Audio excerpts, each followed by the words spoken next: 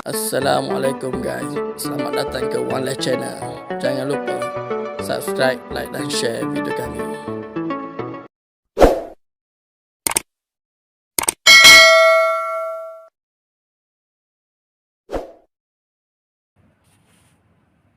Assalamualaikum. Hai guys, bersama saya lagi di Planet TV Channel.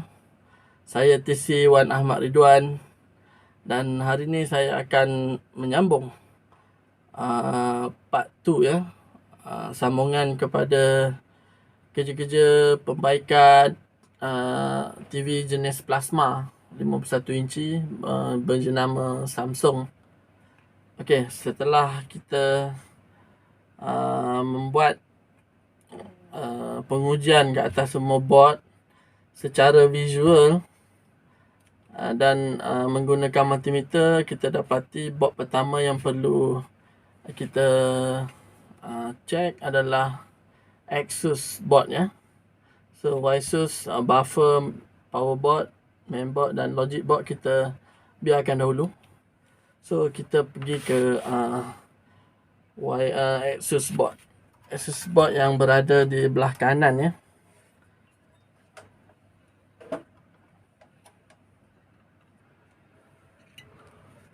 Okay, Asus board yang berada di belah kanan.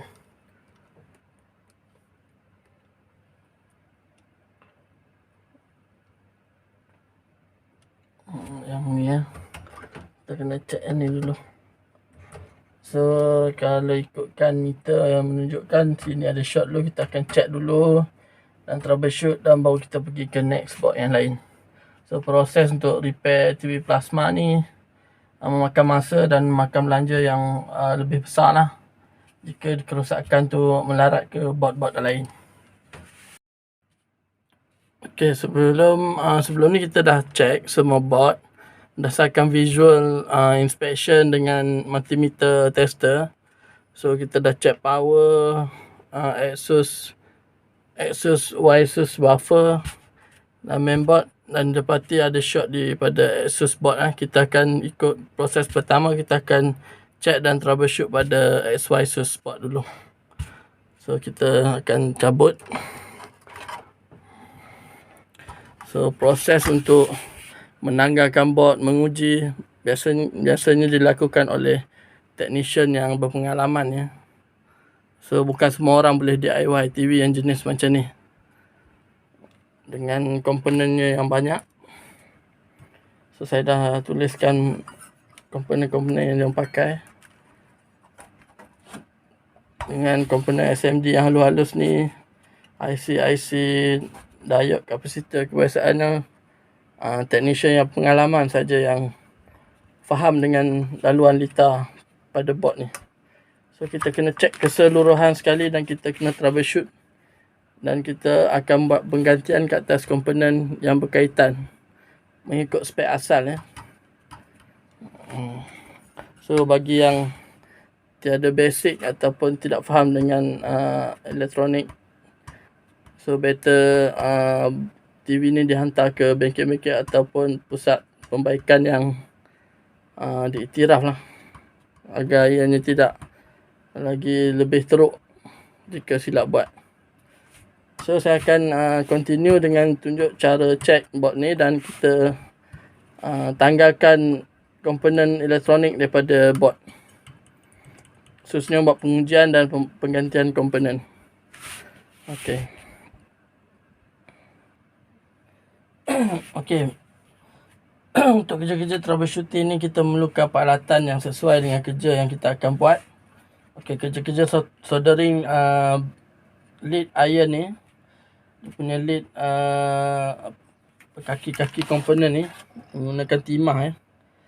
So nak untuk leadkan timah-timah untuk cairkan atau menanggal atau memasang tu, kita memerlukan alat yang sesuai. Okey, jadi kita menggunakan adjustable solder iron So kita boleh adjust temperature di sini. So kesesuaian lead tu kita boleh adjust ikut temperature pada adjustable ni. So peralatan perlu lengkap baru kita boleh buat kerja-kerja perbaikan.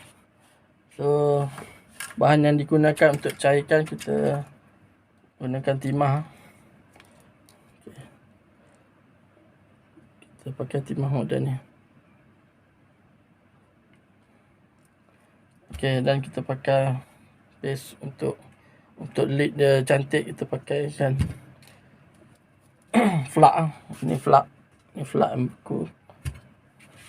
So seterusnya, pada papan litar ni mempunyai pelbagai jenis IC.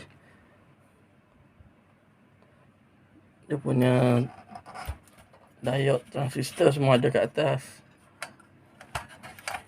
So kita perlu menanggalkan komponen yang besar ni dulu untuk kita check.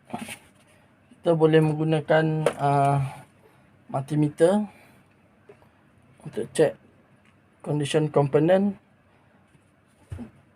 dan kita perlu menggunakan alat ni untuk kerja-kerja elektronik. Setiap technician perlu ada alat ni. Ini adalah LCR T4 ESR meter. So meter ni boleh check transistor, diode, kapasitor, dan dia adalah accurate daripada meter multimeter biasa. Dia ada bacaan lagi kat sini.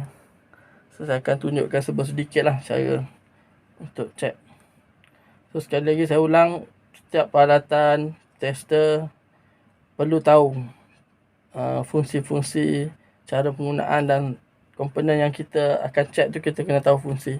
So technician yang berpengalaman sahaja yang boleh menilai kerosakan dan peralatan. So untuk belajar tidak ada masalah, cuma perlu ada ilmu lah. Kita mengelakkan kerosakan yang tidak teruk akan jadi teruk. So kita seterusnya pergi ke kerja menanggal lah.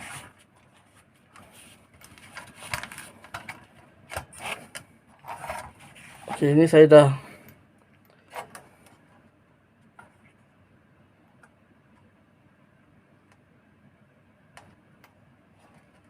kita perlu menanggal cara untuk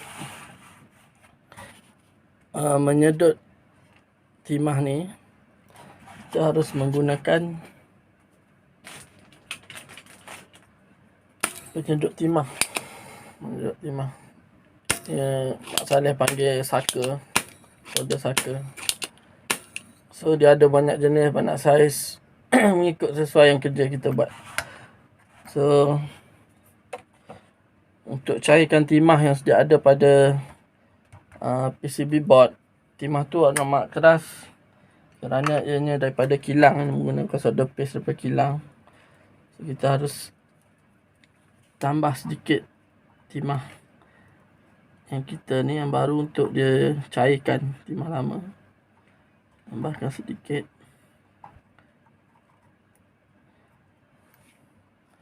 Okey, letak dekat kaki komponen yang nak dicabut. Biar lama sikit, nampak dia menggelegak tu. Letak dekat lid tu, tesak. Okey, tesak sampai habis. Kita tengok dia sedut, kan dah kosong. Dia sedut habis. Ini pun sama, sebelah ni kita letak lama sikit. Jika kita tidak letak timah yang baru, proses untuk mencairkannya amat susah, dan kita boleh merosakkan poin-poin untuk sambungan lid tu ke PCB board. Okey, kita letak dah cair ni. Kita letak saka, tekan sikit kat point dia, sak. Dan kita buang kat sini. Setiap kali sak kita buang, bagi dia dalam dia kosong. So senang buat kerja. Okey, sekarang kita dah sak. Kita boleh tengok lid ni dah kosong. So bila kosong macam ni, keliling dia kosong, kita boleh tarik komponen tu. So ini contoh board saya dah sak semua untuk memudahkan kerja. So saya akan tunjukkan satu-satu kita cabut. So bila kita dah sak kaki dia, kita dah boleh tarik. Kalau dia ada melekat sikit tu, kita kena bagi dia longgar. Dia melekat sikit boleh. Jadi untuk kerja perbaikan PCB board ni perlu teliti ya. Sebab jika kita kasar, kita boleh merosakkan permukaan PCB board ni. Ini adalah litar ya, track elektronik, track untuk sambungan-sambungan ke IC, ke transistor, ke diode. So yang mana ada melekat tu, kita kena panaskan sedikit.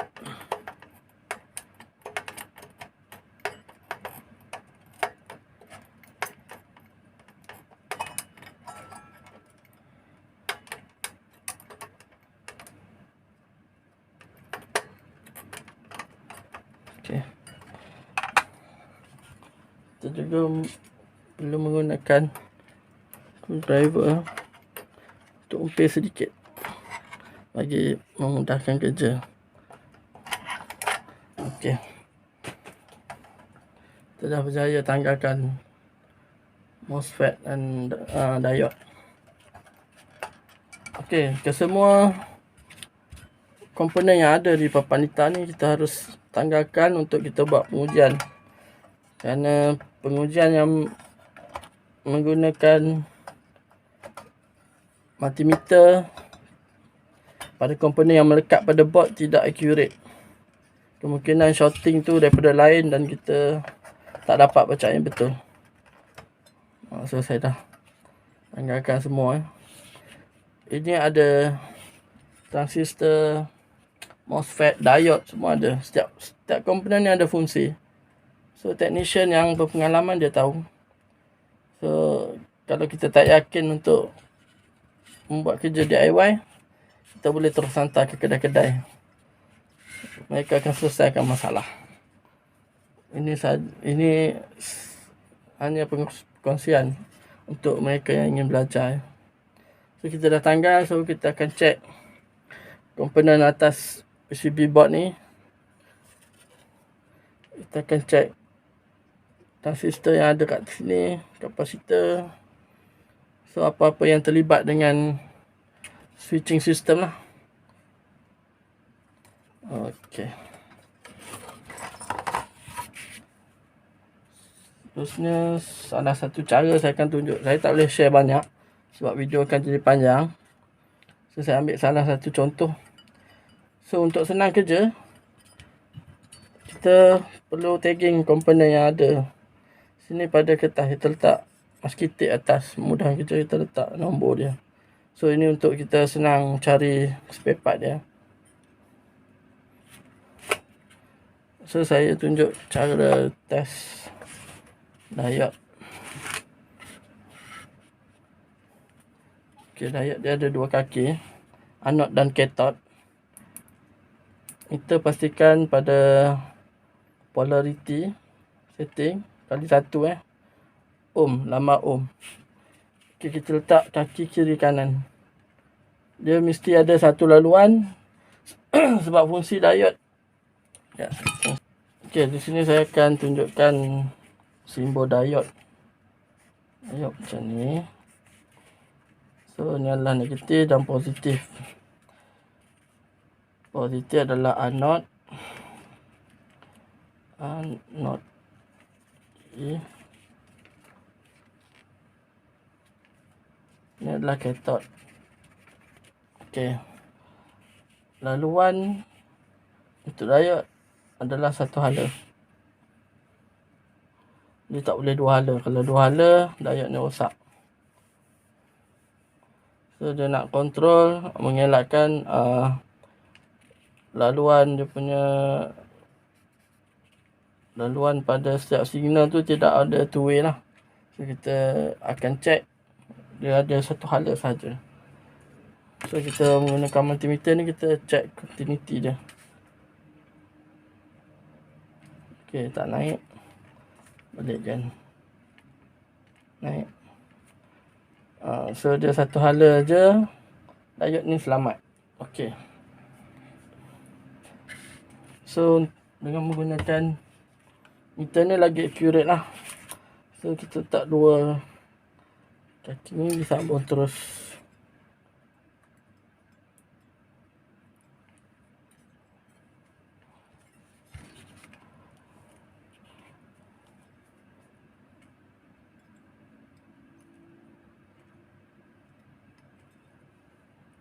Sambung terus. Kedua kaki kita akan test on dia. Okey, tu keluar simbol diode.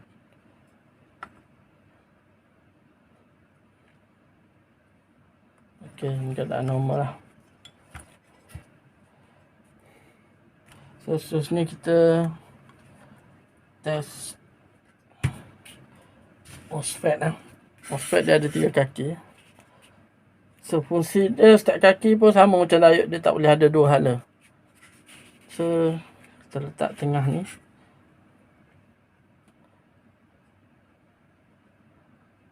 Tak naik. Tak naik. Okey, ada satu hala. Terbalikkan. Okey, dia naik sikit. Naik banyak sikit. Dia kalau short tu dia akan naik full. Yang naik sikit ni sebab tadi kita terbalikkan polarity, ada charge sikit pada MOSFET tu. Kita kena discharge dulu. Kita test balik.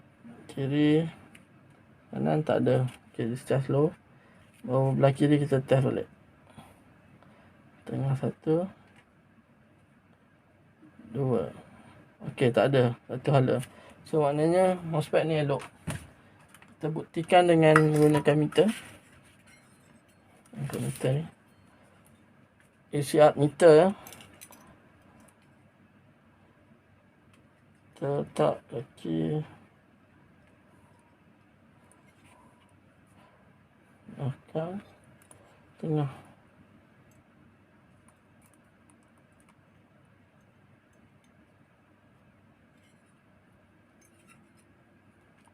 Okay, saya dah letak 3 wire sambungan ke kaki. Tengok 3 wire. So kita tekan untuk test. Pastikan kaki tak bersentuh ha. Okey, keluar MOSFET. MOSFET NE, MOSFET dia. So ni tu lambang diode tu. So that's why kita guna meter dia ada polarity tak ada polarity tu. Okey, ni keadaan okey lah benda ni.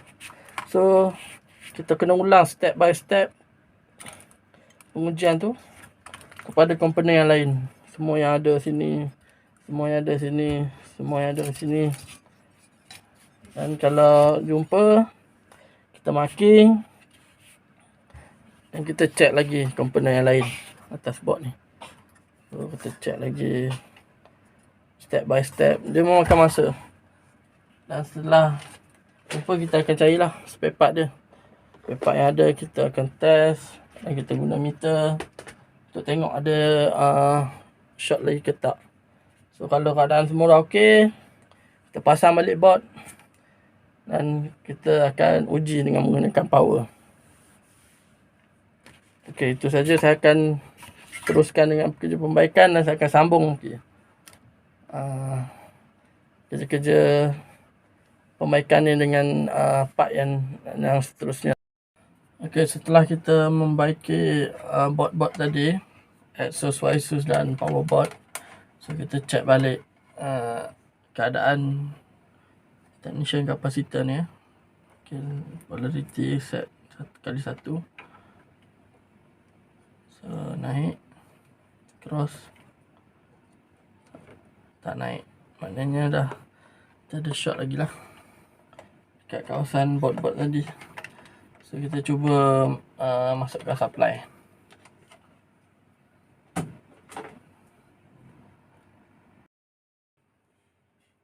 Okey, sekarang kita akan masukkan supply. So kabel disambung.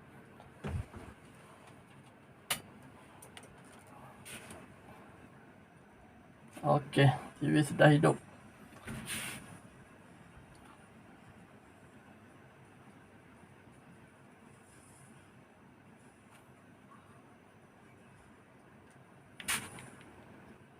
Okey, TV sudah hidup. Okey, itu saja perkongsian daripada saya, TC Wan Ahmad Ridwan. So jangan lupa subscribe, like dan share video kami di Planet TV channel agar ia dapat membantu kami untuk terus berkongsi kerja-kerja pembaikan TV untuk seterusnya. Jangan lupa Planet TV Channel. Bye bye.